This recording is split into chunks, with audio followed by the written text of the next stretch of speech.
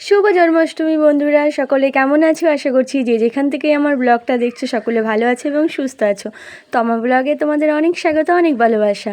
আজ আমার গোপসোনাকে আমি আজকে কৃষ্ণ সাজালাম, মানে সাজাচ্ছি। কেমন লাগছে তোমরা অবশ্যই বলো।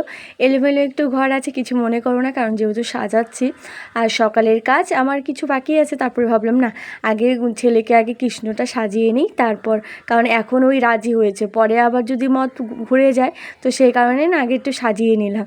আর ছেলে তো সাজবে না বলে ভীষণ বায়না করছিল। তবে ছেলেকে শুধু আমি বারবার একটা জিনিস দেখে বলছিলাম যে তুমি যদি না সাজো কালকে আমি কিন্তু দিদাবাড়ি নিয়ে যাব না। তো এই বলে বলে আমি ছেলেকে কিন্তু মানে যখনই বলছিল না না মা হয়ে গেছে আর করতে হবে না, তখনই আমি শুধু বারবার বলছিলাম যে তুমি যদি বায়না করো তাহলে কিন্তু আমি দিদাবাড়ি নিয়ে যাব না।